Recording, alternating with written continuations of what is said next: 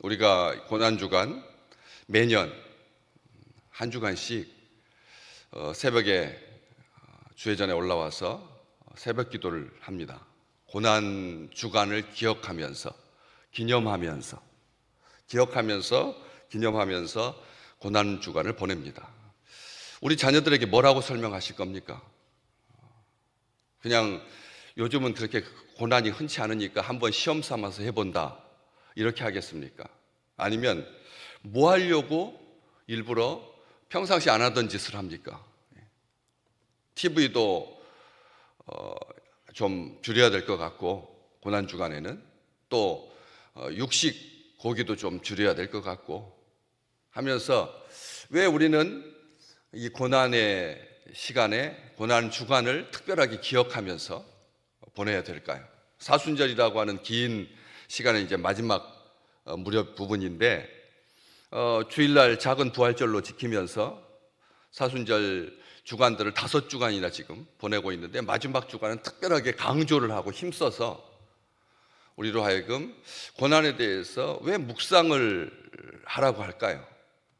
우리 인생 자체가 고난인데, 우리 인생 자체가 고통인데, 특별하게 무슨 자학도 아니고 왜 금식을 하면서 하루에 한 끼 정도를 금식하면서 하나님 앞에 뭐 하는 것, 무슨 유익을 보려고, 무슨 목적을 위해서 이 고난을 생각하고 한 주간을 고난주간으로 보내야 되는 거죠.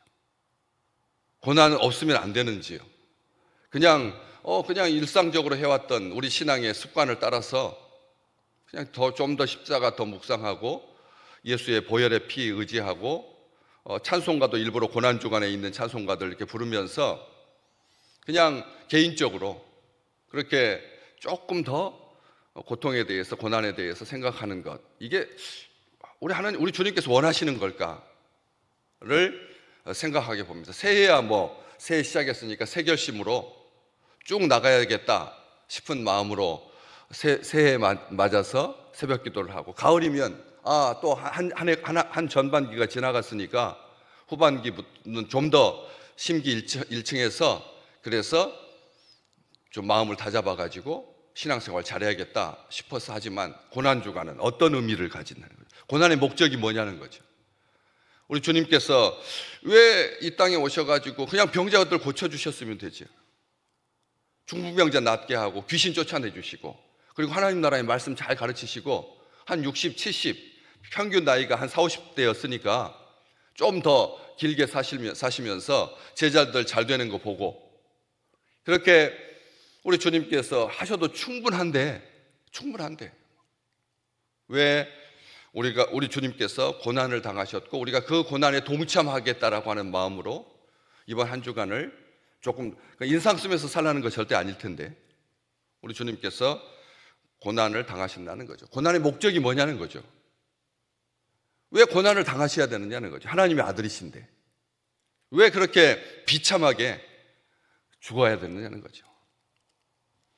오늘 이번 주 고난주간 가상칠언도 같이 묵상하고, 또 십자가의 요소들, 십자가, 나무, 그 다음에 못, 그 다음에 가시관, 창, 여러 가지들을 평생 살아오시면서 묵상해 오셨는데, 다시 한번 우리의 믿음을 정리하는 시간이 필요하다는 거죠.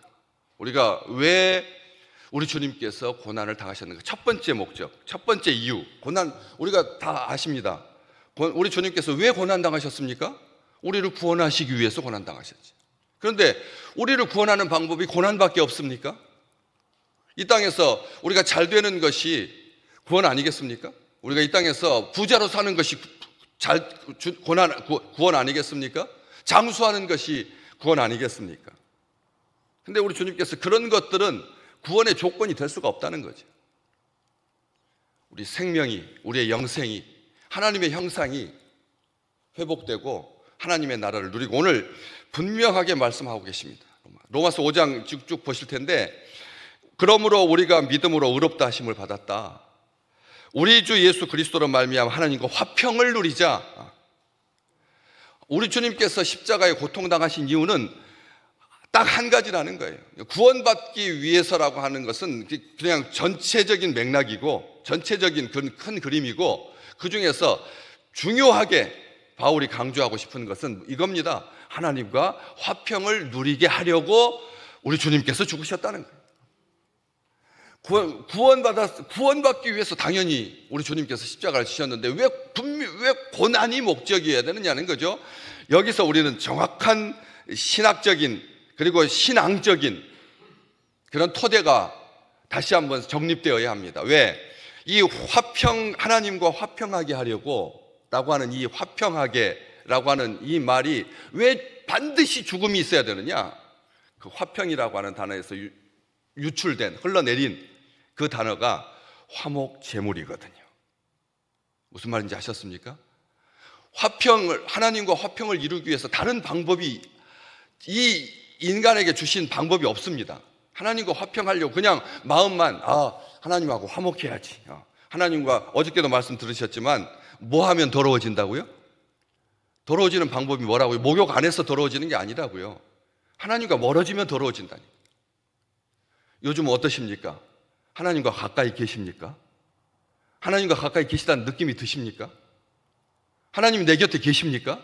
왜 아멘이 안 나올까요? 하나님께서 하나님하고 가까워졌다는 어떤 느낌이 드시느냐는 거예요. 느낌밖에 없으니까. 하나님하고 안 보이시는 분이신데 물리적으로 거리를 계산할 수는 없잖아요.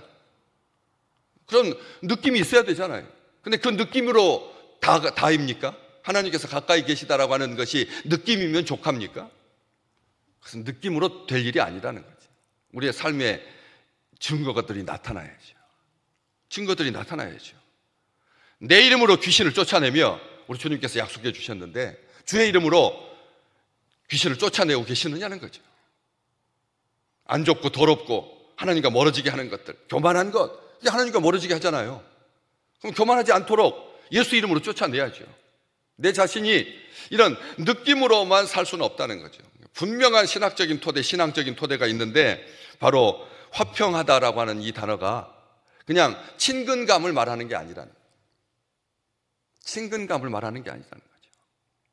화목 제물을 통해서만 하나님과 화평케 하신다는 이 원칙이 구약부터 쭉 예언되어 왔습니다. 우리 주님께서 십자가에서 화목 제물로 죽으셔야지만 하나님과 화평케 된다는 거예요. 인간의 100만 가지 의의를 다 쌓아도 하나님과 화평해질 수 없습니다.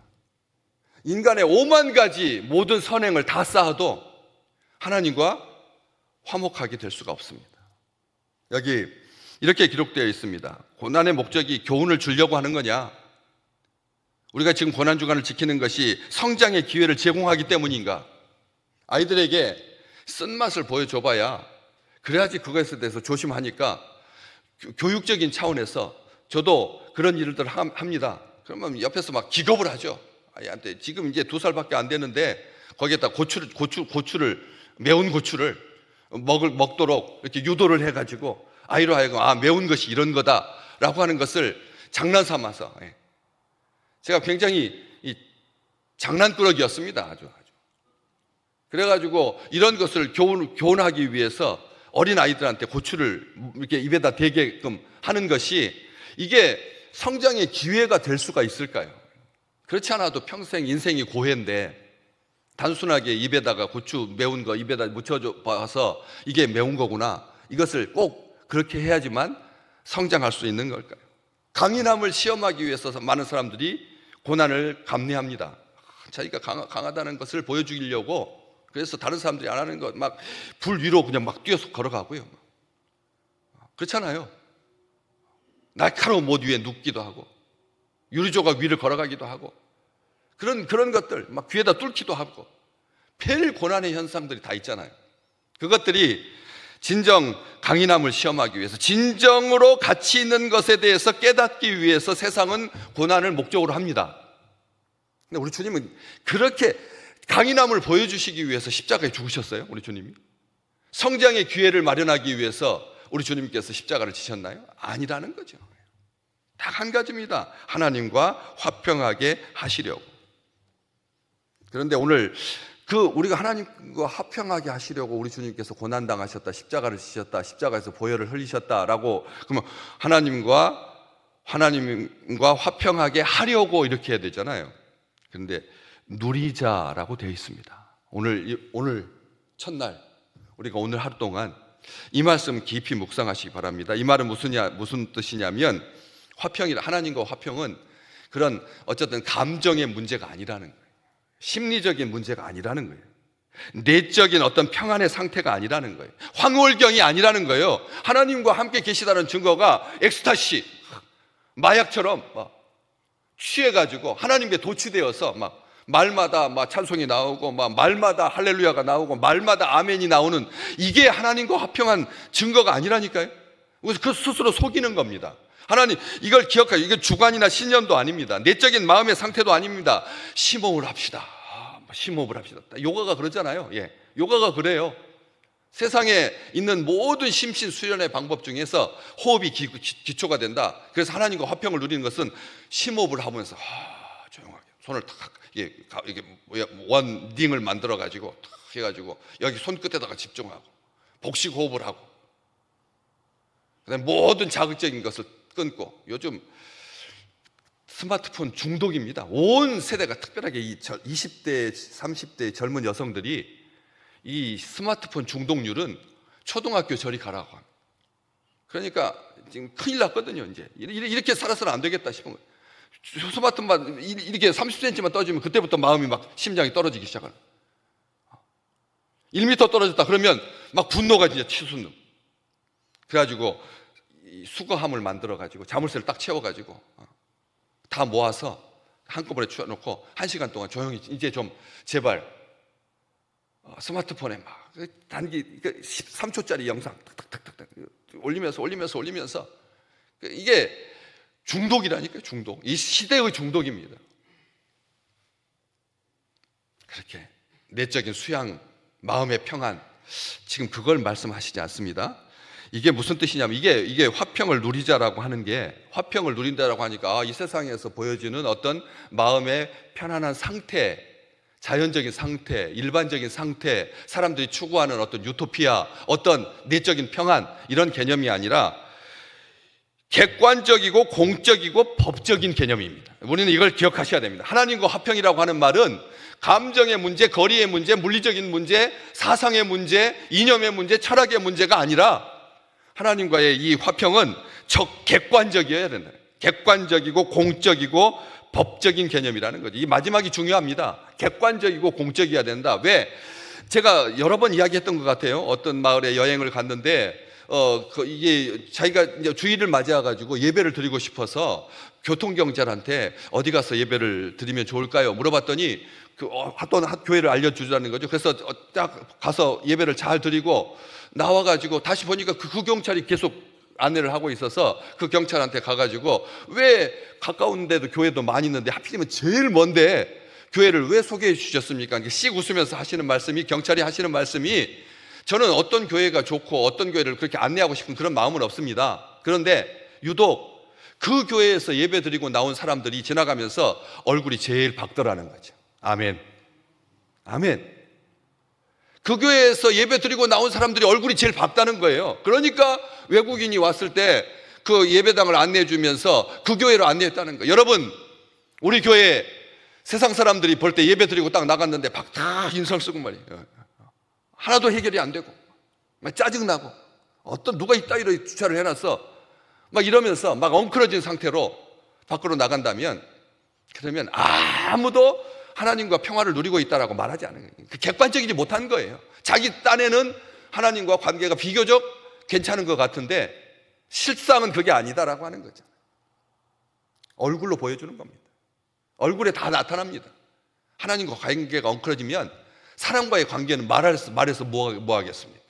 다 불편하죠. 막 언성은 높아지고 막 짜증나고 막 집어 물건 던지고 소리 지르고 귀신이 그 사이에 틈터가지고 우리를 아주 요동치게 만들어. 객관적이고 공적이며 법적인 개념. 마지막 말 중요합니다. 우리 한번 같이 따라서 해볼까요? 적대적 관계가 끝났다. 누구와의? 하나님과의. 하나님과 우리는 원수였습니다. 하나님과 원수였어요. 모태신앙이라고 말하지 말아요. 다 개인적으로 하나님과 원수된 상태에서 하나님하고 우리 하나님은 깨끗하신 분인데, 거룩하신 분인데 더러움이 있는 순간 우리는 벌써 이미 하나님과 원수예요.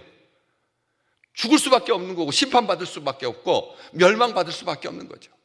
누구와의 적대 관계가 끝났다고요? 하나님과의 적대 관계가 끝났습니다. 하나님과의 적대 관계가 끝났다는 말은 더 이상 긴장하고 갈등하고 대적하고 적대하는 그런 관계가 종식되었다라고 하는 선언인 거예요. 하나님과 화평을 누리자라고 하는 말은 이제 선언이라니까요. 앞으로 누려갈 것이 아니라는 거예요. 이번 한 주간 동안 막 커피를 안 마시고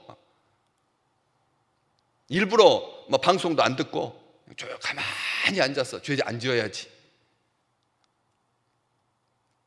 이걸 말하려고 하는 게 아니라는 거죠. 하나님과 화평을 누리지 못하는 삶, 적대 관계, 긴장 관계, 갈등 관계, 고달픈 인생입니다. 다른 거 없습니다. 다른 거 없어요. 만 가지를 쌓아두어도, 그렇잖아요? 만 가지를 쌓아두어도 돌아가신 다음에 보니까 그 이불 밑에 그냥 그 넉지덕지 않던 5만 원권으로 그냥 쫙 깔아놓고 그 위에서 쫄쫄 굶으면서 세상을 떠나는. 그런데 오늘 말씀 잠깐 보실래요? 화평을 누리자 밑에 이렇게 각주가 붙어 있어요. 화평을 누리자라고 하는 것에 각주가 있죠. 밑에 뭐라고 떠 있나요? 각주가 있으신 분은 읽어 주십시오. 화평이 있다라고 돼 있어요. 화평이 있다. 화평이 있다라고 되어 있습니다. 실제라는 겁니다. 하나님과 화평이 있다는 거예요. 우리 주님으로 말미암아. 골로새서 1장 20절 말씀 자막 잠깐 볼까요? 골로새서 1장 20절 같이 읽겠습니다.